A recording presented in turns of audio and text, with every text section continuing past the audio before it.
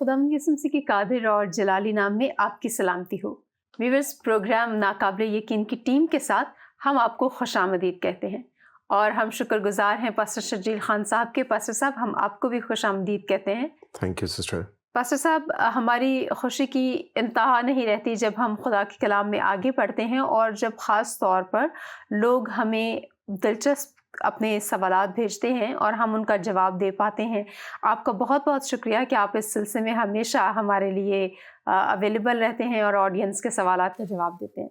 बहुत शुक्रिया सिस्टर, ये मेरे लिए बाइस फ़ख्र है। आमीन। खुदावंद का शुक्र हो। खुदावंद आपको और बरकत दे। आमीन। पास्टर साहब, हम आपके शुक्रगुजार हैं कि जब व्यूवर्स हमें बहुत चैलेंजिंग सवालात भेजते हैं तो आप उन पर रिसर्च करते हैं और आप उनके लिए जवाबात निकालते हैं। हम आपके शुक्रगुजार हैं। बहुत शुक्रिया सिस्टर। पास्टर साहब, एक बहुत दिलचस्प सवाल है और एक बहुत बड़ी डिबेट भी है। आप जानते हैं कि यूरोप की तरक्की के बारे में सभी लोग हमेशा सवाल करते हैं कि यूरोप की तरक्की का आखिर क्या राज है और वो एकदम से इतना सारे बाकी बराज़मों से ज़्यादा तरक्की कर रहा है, साइंस में भी और हर एक चीज़ में भी। तो हम जानना चाहते हैं कि यूरोप की तरक्की के पीछे आखिर क्या बात है, क्या राज है? बहुत शुक्रिया सिस्टर। ये वाकई जो है वो बड़ा सदियों पुराना सवाल है जो है वो, क्योंकि यूरोप ने कई सदियों से ये तरक्की की है और मुसलसल उसमें आगे बढ़ता चला गया है। दुरुस्त। और वो रुका नहीं, वो बढ़ता ही जा रहा था। लेकिन अब शायद कुछ ज़वाल है, कुछ थोड़ा बहुत, लेकिन ये है कि वो तरक्की याफ्ता है, वो अब इतना स्टेबल है कि इतनी जल्दी उसको ज़वाल आते आते भी जो है वो टाइम लगेगा। बहरहाल, असल जो राज इसके पीछे है हम उसको जानने की कोशिश करेंगे। और हमने किसी प्रोग्राम में कुछ बातें की थी कुछ इब्तदाई मसीही साइंसदानों के ताल्लुक से। दुरुस्त। तो तरक्की जो बाकायदा तौर पे यूरोप में जो तरक्की आई है उसमें कुछ ममालिक शामिल हैं। तो पहले हम उनके बारे में जान लेते हैं। वो है इंग्लैंड, बुनियादी तौर पे इंग्लैंड, स्कॉटलैंड का सारा एरिया, आयरलैंड, ये सारे जो हिस्से थे ये बड़े अहम हैं जो तरक्की की बुनियादी वजह बने। क्योंकि बरतानिया जो था ये, और उसके साथ जर्मनी, फ्रांस, इटली और नेदरलैंड जिसे हम हॉलैंड भी कहते हैं, ये कुछ 5-6 ममालिक का खित्ता है जो यानी यूरोप की तरक्की का सबसे बड़ा राज है। सही। यहाँ से तरक्की फैली है पूरे यूरोप में और मगरिब तक गई, यानी अमेरिका तक गई। दुरुस्त। तो ये तरक्की जो है इसके पीछे कौन से लोग मौजूद हैं, कौन सी चीज़ें मौजूद हैं, हम उनको जो है वो चंद एक बातों को लेंगे। सही। यूरोप में ये तरक्की कब से आई, हमें इसका इल्म भी होना चाहिए। सही। किस दौर में ये तरक्की आई।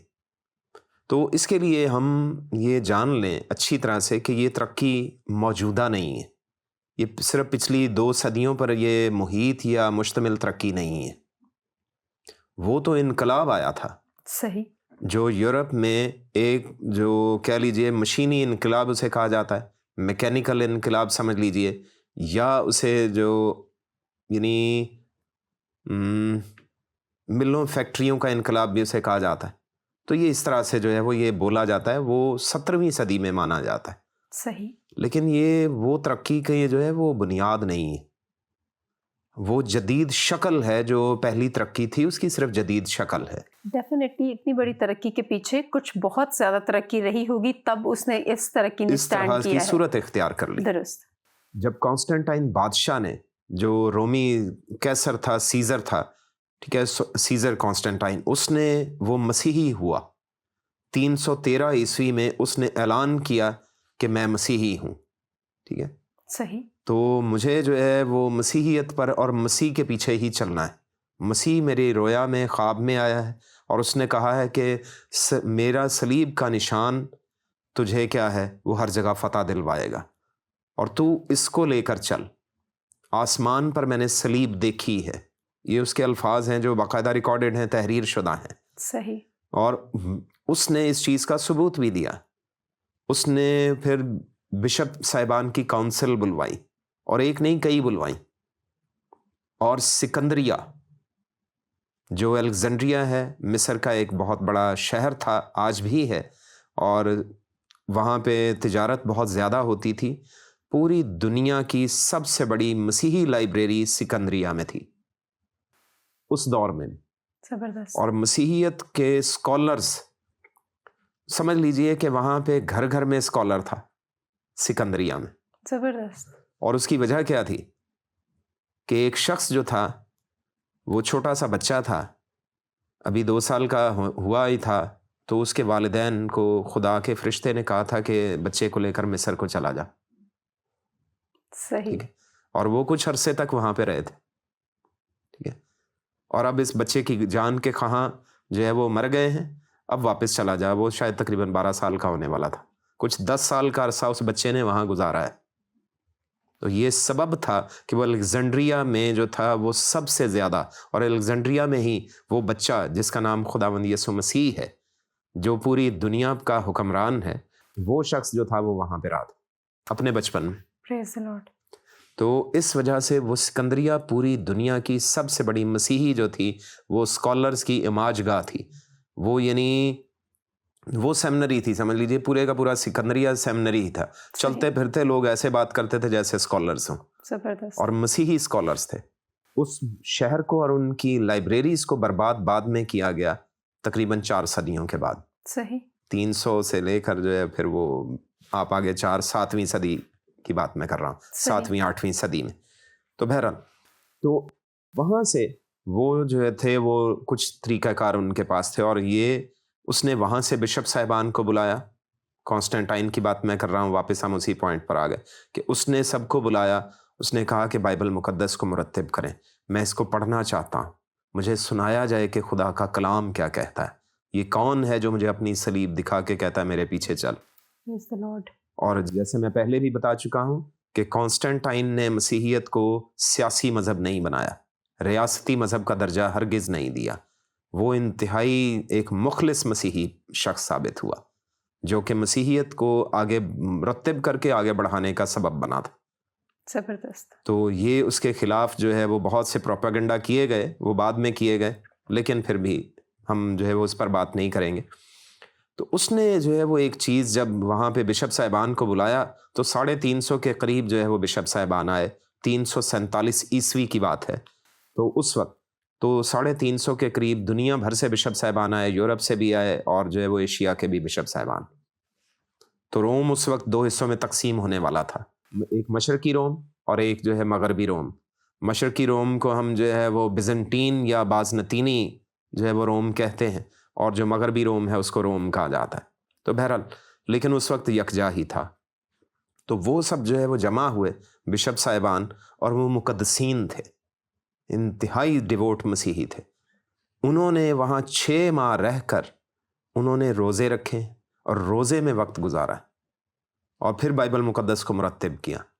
تو جہاں پر پھر یہ بات ہوئی کہ ہمارے لیے جو سب سے اہم سبب کیا ہے کہ ہم کیوں مسیحی کیوں ہیں, وہ سب کے سب اسکالرز تھے, بہترین مقدسین تھے, اور خدا کے حضور جھکے رہنے والے. کئیوں کے گھٹنوں پر نشان پڑے ہوئے تھے کہ وہ گھٹنوں کے بل بہت ٹائم گزارتے تھے. بہت خوب. اور مقدس یعقوب جن کا خط بھی موجود ہے, اس سے انہوں نے سیکھا تھا. کیمل نیز اس بندے کا نام, اس کو خطاب دیا گیا ہے. جی ہاں. تو وہ اسی وجہ سے کیونکہ وہ دعا میں بہت زیادہ جھکتے تھے. تو وہ جو تھے وہ اس کے پیروکار بہت تھے, اس کو جو ہے بہت زیادہ لائک کیا جاتا تھا ابتدائی کلیسیا میں. سب کہتے تھے کہ کاش کے میرے گھٹنوں پر نشان پڑ جائیں. یعنی اتنے اس کو جو ہے وہ پسند کرتے تھے کہ ہمیں دعا ہم کم کرتے ہیں, اس وجہ سے تو ہمارے نشان نہیں پڑتے. تو وہ یہ سوچتے تھے. تو بہرحال وہ سب وہاں پہ جمع تھے. تو ان سے پوچھا گیا, کانسٹنٹائن ان کے درمیان ایک بچے کی مانند تھا کہ میں جو ہے وہ کچھ نہیں جانتا, مجھے بتائیں. زبردست. تو پھر انہوں نے کہا کہ ایک خاص چیز ہے جس سے ہماری بنیاد چلی ہے, اور وہ ہے ہو لوگاس. ٹھیک ہے, کلام خدا. ٹھیک ہے, تو وہ کلام خدا جو ہے وہ ہماری سب چیزوں کا کیا ہے, وہ بانی ہے, اور اسی کو تکتے رہو. یوحنا پہلا باب پہلی آیت, اور عبرانیوں 12واں باب اس کی دوسری آیت کو انہوں نے اسے جوڑا, اور کہا کہ یہی ہمارا مرکز ہے. تمہیں جو اس نے صلیب دکھائی ہے یہی تو اس نے کہا ہے. درست. ہو لوگوس نے تمہیں کہا کہ مجھے تکتے رہو. تو اس چیز کو انہوں نے پکڑا, اور پھر اس کی جو ہے تفسیر شروع کی, اور وہ تقریباً 65 سے 66 صفحات کی وہ تفسیر ہے. ہمارے سوال کی بنیادی وجہ ہے کہ ترقی کے پیچھے راز کیا ہے، صحیح، کہاں سے شروعات ہوئی. تو کانسٹنٹائن کے اس جو سارے اکٹھ تھا، اجتماع تھا، اس محفل، اس مجلس کی وجہ سے جو ہے وہ اس ترقی کی بنیاد شروع ہوئی تھی صحیح، کہ ہمیں اس پر تحقیق و تفتیش کرنی چاہیے. تو سب نے مشورہ کیا کہ کیسے کیا جائے. ہم اپنے اپنے علاقوں میں وہ ادارے قائم کریں جہاں پہ ہم اپنے شاگردوں کو یعنی ڈسائپلز کو تیار کریں کہ وہ تحقیق و تفتیش شروع کریں. ہم ان کے لیے طریقہ کار وضع اور مرتب کریں گے کہ کیسے کیسے تحقیق کی جائے، کیسے تفتیش کی جائے اور پھر اس پر کام کیا جائے. سیمنریز بنانے کے لیے فنڈنگ جو ہے وہ اس نے سٹارٹ کر دی تھی. صحیح، تو کانسٹنٹائن نے سمجھنا شروع کیا اور اس نے فنڈنگ شروع کی اور کھیت اور زمینیں خرید کر لوگوں کو دی تھی، ان بشپ صاحبان کو، کہ صحیح، آپ ان میں جو بھی تحقیق و تفتیش کرنا چاہتے ہیں آپ ان کے ساتھ کرنا شروع کیجیے. ٹھیک، تو جو بنیادی وجہ بنی کہ چرچ نے ترقی کی اور اس کی وجہ سے پھر قوم نے ترقی کرنا شروع کی اور کلیسیاں ترقی کرنے لگیں، یہ سب سے بڑی بنیادی وجہ بنی. صحیح، اور پھر اس کے بعد جو تھی، پھر جو کوزا سیکنڈا کہا جاتا ہے لاطینی زبان میں، وہ بعد میں ایک جو ہے وہ ایک ٹرم بنائی گئی، یعنی کوزا سیکنڈا کہہ لیجیے یا کوزا سیکنڈا. تو اس سے اس کا مطلب ہے کہ سیکنڈ کاز، لاطینی سے سیکنڈ کاز، دوسری وجہ. یہ بات انہوں نے کی. یہ جو تھامس ایکوینس سے پہلے جو کچھ سائنسدان تھے، بویتھس اور یہ دوسرے تھے، ان کے بارے میں جو ہے وہ یہ بات مشہور ہے کہ تھامس ایکوینس نے اس بات کو سیمنریوں میں کہا کہ اس کو ایک موٹو بنا کے، اس کو ایک اصول بنا کے پڑھانا شروع کر دیں. یہ اس کی وجہ سے جو ہے وہ بہت مشہور ہوئی بات. لیکن اس سے پہلے انہوں نے اپنے اسباق میں پڑھانا شروع کر دیا تھا. صحیح، کہ اب سیکنڈ جو ہے وہ یعنی وجہ کیا ہے کہ جو نیچر ہے، فطرت ہے، وہ خدا کی مرضی پر چلتی ہے. تو یہ جن اصولوں کے تحت چلتی ہے وہ سیکنڈ کاز ہیں، ٹھیک ہے، اور خدا سب سے پہلی کاز ہے. آمین، اور یہی چیز انہوں نے پھر لوگوں کو بیان کرنا شروع کیا کہ جتنے بھی دوسرے جو ہیں وہ پیگن ریلیجن ہیں یا جو بت پرست مذاہب ہیں، ان سب میں یہ سیکنڈ کاز والا نظریہ نہیں ہے. ٹھیک، وہ صرف ایک ہی چیز کو اپنے لے کر چلتے ہیں، وہ ان کے اپنی اپنی تھیولوجی ہے. لیکن ہماری تھیولوجی کے مطابق کیا ہے؟ فرسٹ کاز لوگوس یا خدا ہے اور اس کا کلام ہے، جی ہاں، اور اس کے بعد جو ہے وہ کیا ہے؟ وہ فطرت اپنے اپنے اصول کے تحت جو ہے وہ ہر جگہ پر چل رہی ہے. تو صحیح، یہ سیکنڈ کاز ہے. اور کیوں چل رہی ہے؟ تاکہ خدا کی جو فرسٹ کاز ہے اس کو پورا کرے. آمین، کیوں؟ اس کے لیے انہوں نے پیدائش پہلے باب سے حوالہ جات دینا شروع کر دی. ہر ایک چیز اپنی جنس کے موافق پیدا کرے. یعنی ان کی حکمت کا جو ہے وہ پیمانہ دیکھیے اور وسعت دیکھیے. ہماری سوچ بھی اس بات پہ نہیں جاتی کہ پہلے صفحے پر ہی خدا جو ہے وہ اس کی وجہ بتا رہا ہے. لیکن وہ سمجھ گئے، اور آج سے ہزاروں سال پہلے سمجھ گئے، درست، یعنی 1500 سال پہلے وہ سمجھ گئے اس بات کو. تو انہوں نے ان چیزوں کو بیان کرنا شروع کیا. تو ترقی پھر جو ہے وہ پیدا ہوگی. ترقی خود بخود آئے گی جب ہماری سوچ بدلے گی، ہمیں صحیح راہ کا علم ہونا شروع ہوگا تو ہم اس کی طرف رخ کر کے چلنا شروع کر دیں گے تو ترقی ہوگی. جب ہم پتہ ہی نہیں ہمیں ہوگا کہ ہم کون سی راہ پر چلیں تو ترقی ہوگی، تو ہم کبھی بھی ترقی نہیں جلدی کر پائیں گے جب تک کوئی ہمیں پکڑ کے نہ لے چلے.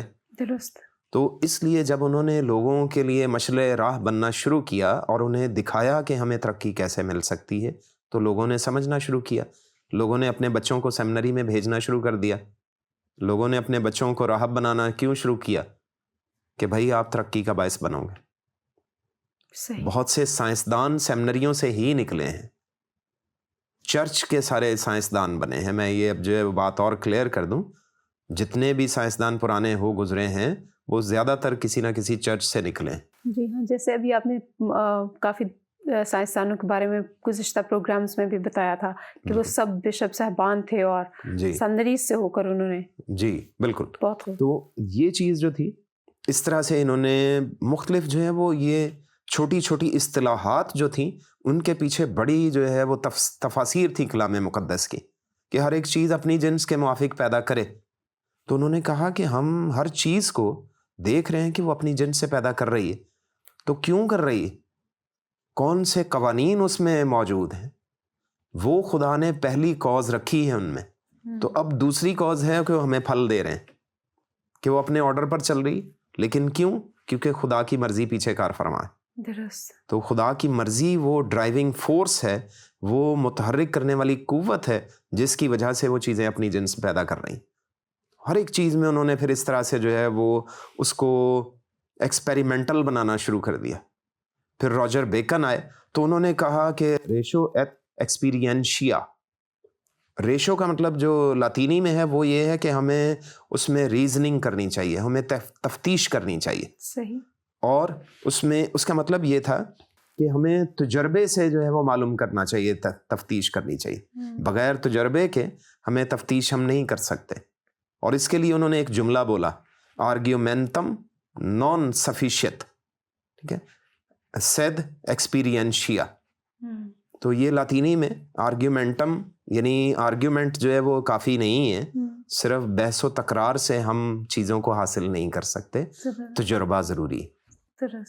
تو یہ چیز جو تھی راجر بیکن کی، یہ بڑی مشہور ہوئی. اور آج بھی اگر ہم جو یورپ کے مختلف کنٹریز میں چرچز میں یا سیمنریز میں جائیں تو وہاں پر یہ باقاعدہ یہ جملے لکھے ہوئے ہمیں جو ہے وہ یعنی سنہرے یا جلی حروف میں لکھے ہوئے ملیں گے. انہوں نے دیواروں پر کندہ کیے ہوں گے. تو یہ چیزیں تھیں، یہ بنی، یعنی 10ویں صدی تک آ گئے تھے، 11ویں صدی تک آتے آتے وہ چیزوں نے اور زیادہ خوبصورتی اختیار کر لی. تحقیق اور تفتیش کے مختلف پہلو لوگوں کے سامنے آنا شروع ہو گئے کہ ہم صرف بحث و تکرار سے یونانی فلسفہ دان نہیں ہیں ہم. انہوں نے یہ کہا کہ ہم اس بات کا عملی مظاہرہ کرنا شروع کریں، تجربات کی صورت میں اس کو کریں. اور جب یہ باتیں ان لوگوں تک پہنچنا شروع ہوئیں تو لوگوں نے پھر تجربات جو ہے بہتر طریقے سے کرنا شروع کیے. لوگ جو تھے، یعنی اس کی ایک سادہ سی مثال یہ ہوئی کہ لوگ پانی کے لیے جو مختلف جو ہے وہ نہریں یا اس طرح سے دریاؤں کا یا ندیوں کا استعمال کیا کرتے تھے. تو لوگوں کو انہوں نے یہ سکھایا کہ ایک تو لڑنا بند کرو آپس میں، آپ کو نہریں مختلف طریقے سے نکال کے آپ کے علاقے میں پانی پرووائڈ کیا جائے گا. اور اس کے لیے انہوں نے کہا کہ ہم پہاڑوں سے یا جو بھی دریاؤں کا رستہ ہے ہم ان سے جو ہے وہ ڈھلوان کی طرف، اترائی کی طرف ہم چھوٹی نہریں نکال لیں گے، اور ان نہروں سے اگر وہ بڑی ہیں تو چھوٹی نالیاں نکال لیں گے تاکہ ہمارے علاقوں کو سیراب کرے. ایسا کرنا شروع کیا. اور جب گاؤں گاؤں ایسا ہونا شروع ہوا تو لوگوں کے کھیتوں میں ہریالی آنا شروع ہو گئی. جو سوکھا پڑتا تھا یا جو مختلف جو واقعات ہوتے تھے کہ جی فصل نہیں صحیح طور پہ ہو رہی، وہ بہتر حالت ہونا شروع ہو گئی، ترقی ہونا شروع ہو گئی. اور اس کے لیے انہوں نے جو ہے وہ یوسف کی مثال سامنے رکھتے تھے کہ اس نے مصر میں بھی تو بہت ہریالی بنائی تھی. بالکل. تو کیسے بنائی ہوگی؟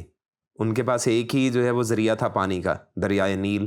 جی ٹھیک ہے. تو وہ یا تو جو ہے وہ سیلاب آتا تھا اس کی وجہ سے، یا پھر جو ہے وہ بنجر ہو جاتی تھی زمین، یا صحرا بنتا تھا، خشکی آتی تھی، خشک سالی. تو اس طرح سے اس کو یوسف نے بھی جو ہے بڑی حکمت سے اس سے نہریں نکلوا کے تو مصر میں جو ہے وہ فصلیں اگوا لی تھیں. اور کیسی جو ہے وہ 7 سال سے بھی زیادہ عرصے تک وہ بہترین طریقے سے زندگی بسر کی انہوں نے. تو یہی طریقہ کار انہوں نے بھی اپنانا شروع کیا کہ ہمیں ان چیزوں کو سمجھنا چاہیے. خدا ہمیں حکمت اسی لیے دے رہا ہے، تجربات کرنے کے لیے دے رہا ہے. مزید سائنسدان آتے گئے، وہ جو پرانی تحقیقات تھیں اس میں مزید اضافہ کرتے چلے گئے.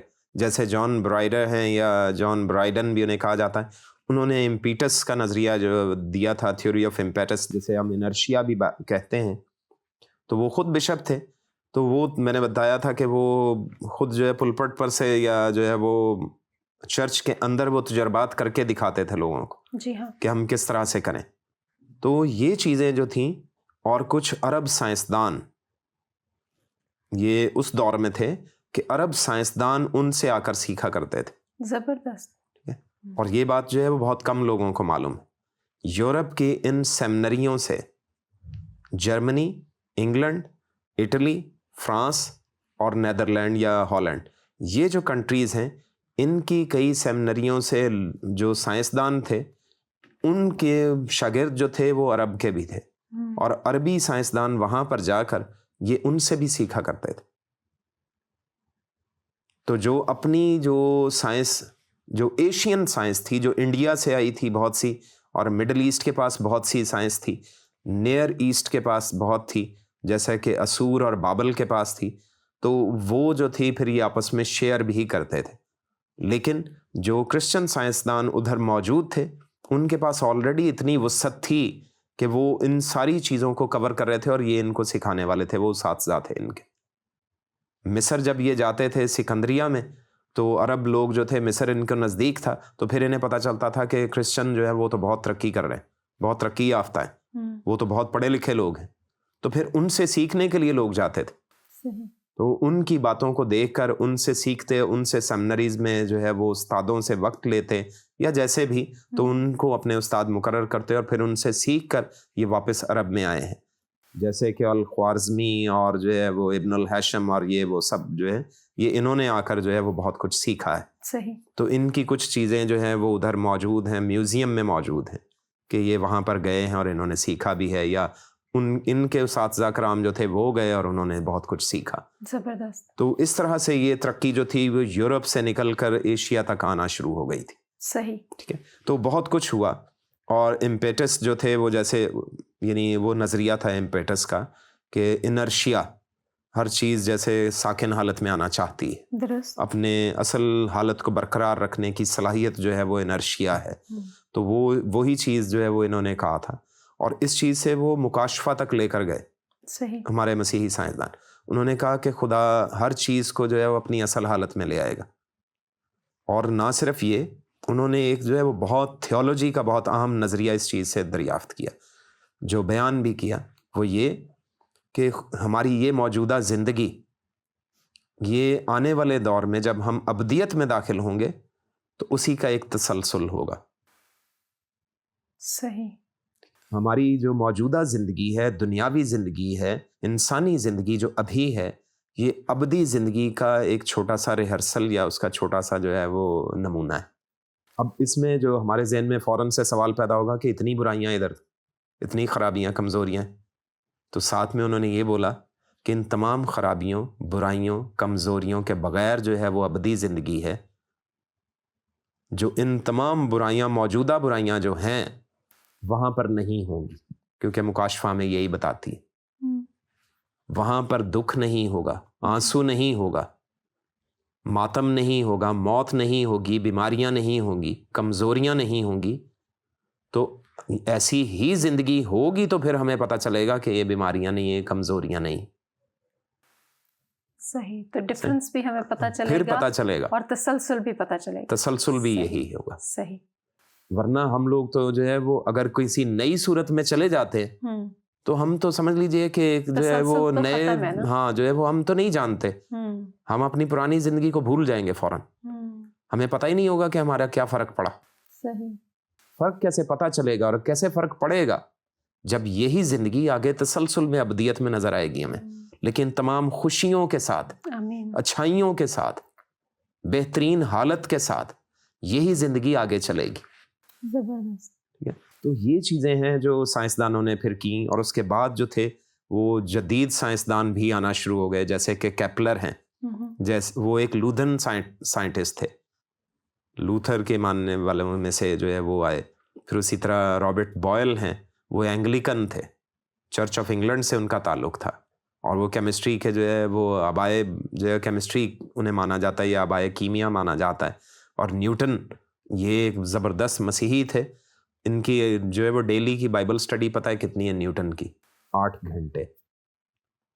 8 گھنٹے وہ صرف بائبل پڑھتا تھا. جی.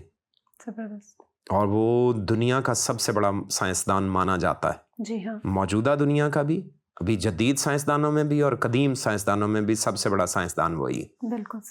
اگر نیوٹن کے پاس کمپیوٹر ہوتا، جدید کمپیوٹر ہوتا، تو دنیا میں تہلکہ مچا دیتا. کچھ ایسی نئی چیزیں بھی وہ بیان کر جاتا جو کہ آنے والے 1000 سال تک لوگوں کو پہلے پتہ نہ ہوتی. اور اسی طرح سے ڈاونچی، لیونارڈو ڈاونچی، جو اپنے دور سے 1000 سال آگے زندہ تھا. لیونارڈو ڈاونچی مونالیزا والے پورٹریٹ کا بانی، اور جو میڈیسن کا جو اس نے طبی ڈھانچہ یا سٹرکچر جو میپ بنا کے اس نے دیا انسانی بدن کا. ٹھیک ہے.